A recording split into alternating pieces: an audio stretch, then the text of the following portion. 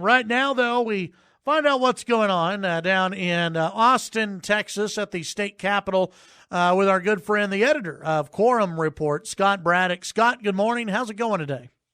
Going well, but of course, what does normal even mean anymore, Chad? Well, that's true. It's a new normal. It's the new normal. Yes, right. That's what we've all been, taught to call it. The new normal. We're learning as we go here. Yeah, it changes every year. The new normal. Yes, sir. Mm-hmm. Let's. I guess before we get to some state news and state legislative news, there is some state national news when it comes to the Democrats in Texas and the 65 or so Democrats who are trying to become president of the United States. It looks like a pretty heated race among at least three of the candidates in Texas.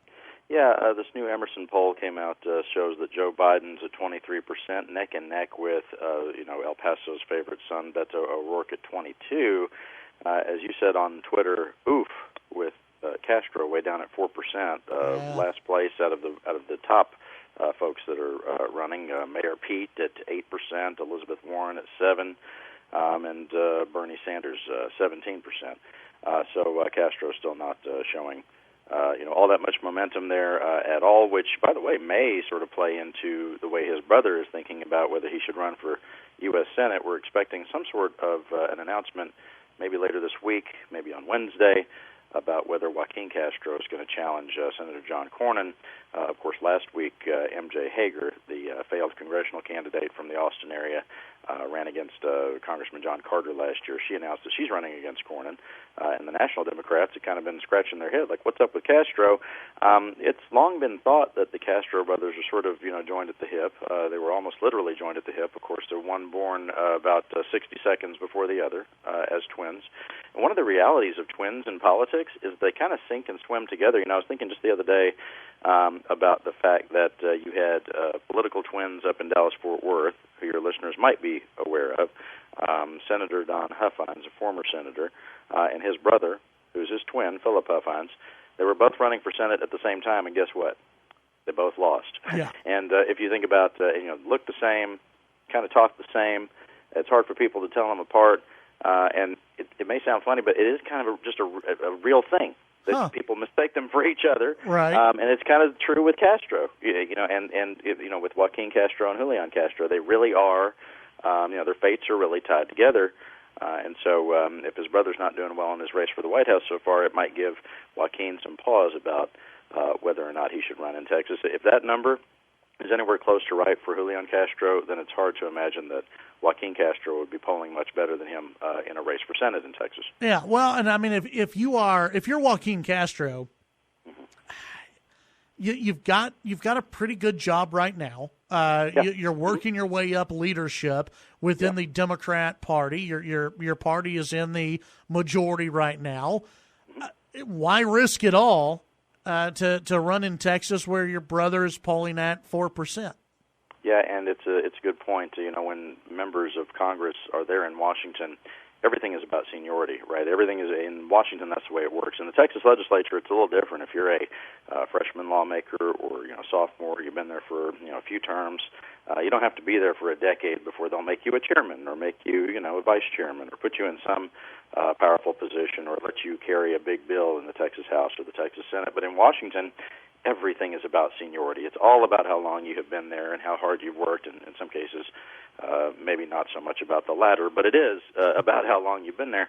And for a lot of the time that Castro's been in Washington, he was in the minority, and now the Democrats are in the majority, as you point out, and they have actual power to do things. Why would you want to leave right when you were put in charge? Yeah. Well, that's going to be interesting to see how that develops. Let's talk about this week down in the legislature. It looks like on Tuesday we may finally see a vote in the House on property tax reform, but it's going to be a little bit different of a vote than what we were expecting maybe a week or two ago. Yeah, the details keep shifting on this, and as you know, Chad, we don't like to make predictions about what exactly is going to happen. Things can still shift on the floor. As you are aware, last week, the House Committee on Ways and Means, chaired by Lubbock's own Dustin Burrows made some changes to the Senate's version of property tax quote-unquote reform and relief. The House members had been taking quite a bit of criticism, as you know, and as you've covered here on KFYO, criticism for not being sort of tough enough when it comes to property tax reform and getting tough on local governments. The Senate had passed a bill that capped those revenues locally for cities and counties at 3.5%. Remember, the governor's number all along has been 2.5% for that. And they kept the school districts in the Senate at 2.5%, which that was the governor's number. But in the House, they restricted it even further in that bill to 2%. House leadership is also now demanding that the school finance reform that they passed on over to the Senate, that House Bill 3, they're demanding that move at the same time through the legislative process as this property tax relief. So a moving target on all this, and a lot of chatter around the Capitol right now about what it means for other pieces of legislation as well that may be sort of caught in the system. Making its way through the legislative process is difficult, especially when you have a bill like property tax reform potentially on the floor of the House this week and could eat up an entire day. Just last week, remember, it was thought that the bill on marijuana reform was going to be voted on, which is a significant piece of legislation, but it was slated for Thursday and got kicked into this week. We expect to vote on that this afternoon. Yeah, and we'll talk about that here in a second. Okay, so walk us through the major change here for the House is they originally they had schools in there, then they took it out. Now they've put schools back in at a 2% cap trigger, whatever you want to call it. But they've put schools back in there. So is it okay now to have schools in that bill? I mean, what happened? Yeah, well, they've been back and forth on that, haven't they? And yeah. I'm trying to figure out exactly how that vote will go on the floor. A lot of what I've heard from some rural Republican members is they can't vote for a cap of 2%, or the chatter was more about the 2.5 number that had been in there before, and that's exactly why it had come out in the House version previously. What the play is here, not exactly sure. But maybe it's to call, as some might put it, to call the Senate's bluff on what they want to do about school finance. Remember, in past legislative sessions, when school finance has been addressed, it was because the courts had said that lawmakers needed to do that. There was some lawsuit that there was a finding by the courts that said that the state was in violation of its own constitution. That's not the case this time. And so what the Speaker has said, and he said it on your show, is that if you cap the school districts at 2.5%, then you're not going to be able to backfill the funding for the school districts in a way that staves off another legal challenge. I don't think that the leadership has backed away from that position. So trying to figure out, exactly what they're trying to accomplish here. Maybe it is sort of a calling the Senate's bluff sort of thing. We'll all find out together. Yeah, and it'll be something to watch for. The Texas House today could vote on that plan for a softer stance on, I guess it's marijuana. Is it sentences or decriminalization? What are they voting on?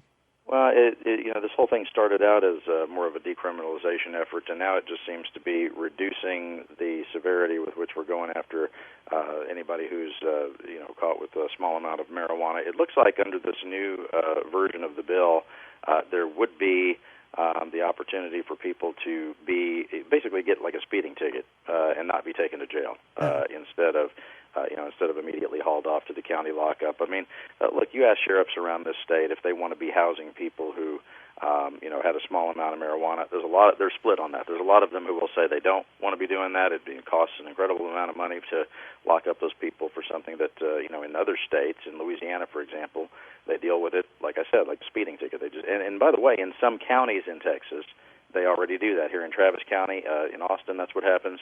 Down in Bexar County, in San Antonio, that's what happens.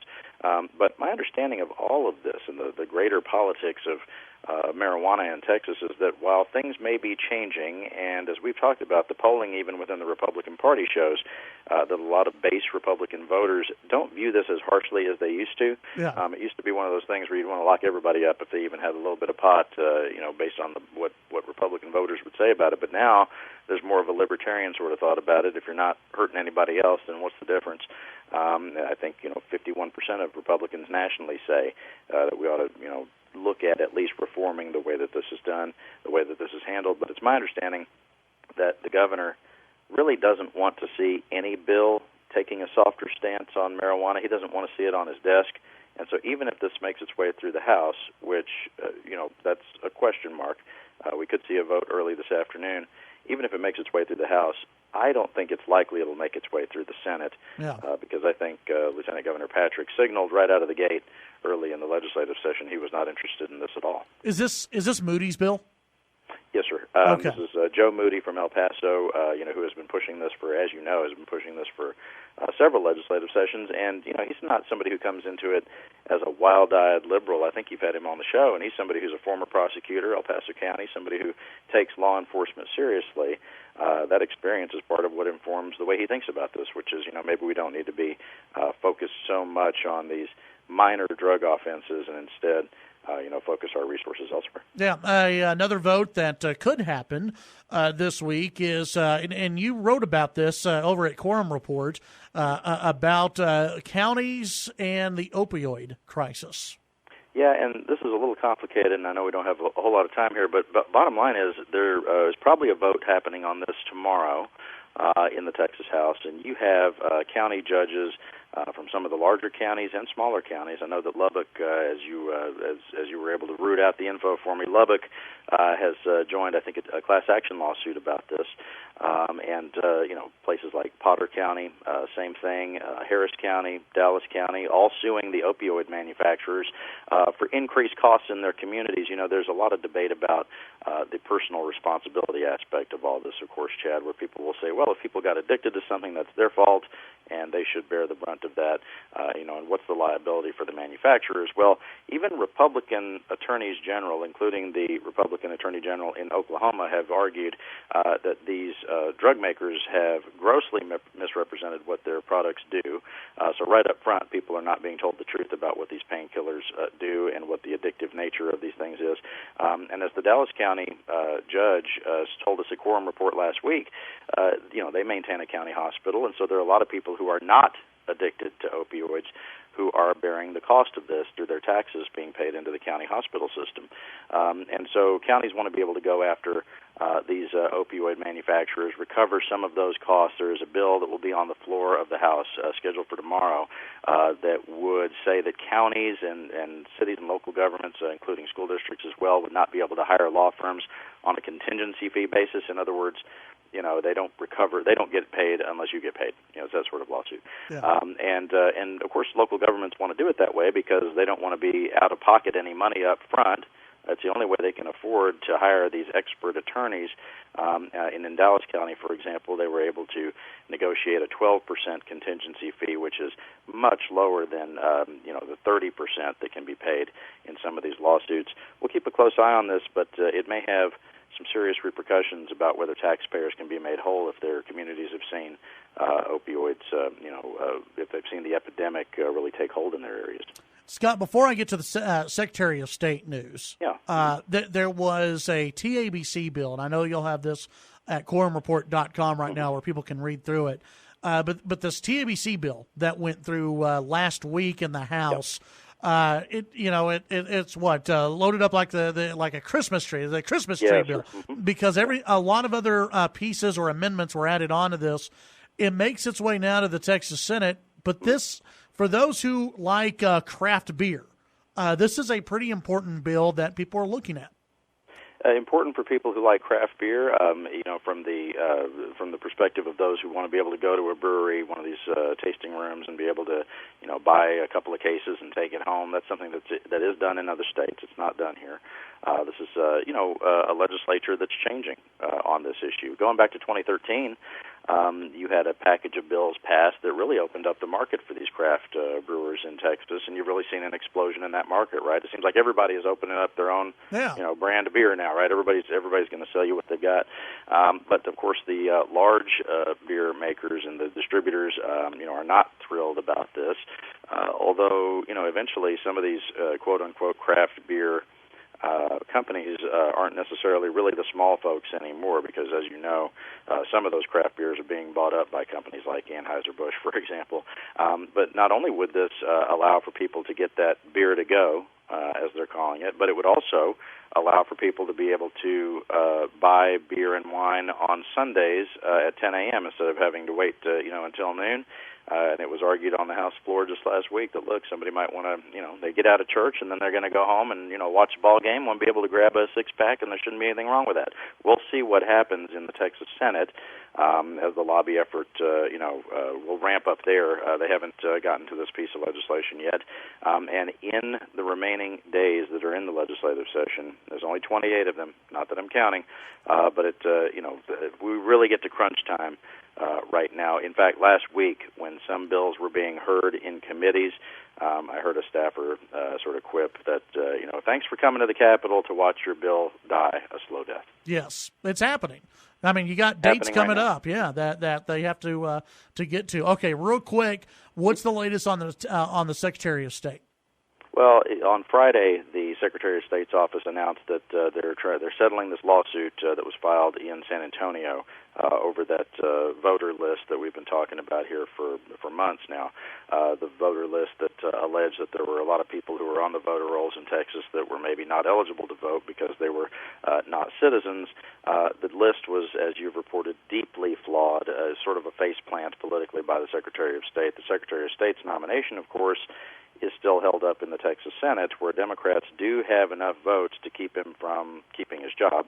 And so you have to wonder right now whether or not this settlement, in which they're backing off this whole thing, this voter purge, whether that settlement's going to, assuage those Democrats. And maybe one or two of them could break ranks on this, and maybe David Whitley, the Secretary of State, gets to keep his job. But it may be too little too late. We'll find out. Tell folks what they can find at Quorum Report. Just about to post some analysis here that says this is what a legislative session looks like when the governor's not running for president. You've got substantive issues that are being addressed, but in a lot of ways, and I think your listeners understand this at this point, the way we've been talking about it, Chad, it's real issues, things that matter to people, but it seems like they're just arguing about the margins. It's getting more and more frustrating to people. You can also sign up for our emails there. Free emails coming your way about what's happening at your Texas Capitol at quorumreport.com. All right. As always, Scott, we appreciate your time. We'll visit with you next week. Thanks, Chad. Look forward to it. Have a good one. That's Scott Braddock. You can follow him on Twitter as well at Scott Braddock. We'll be right back.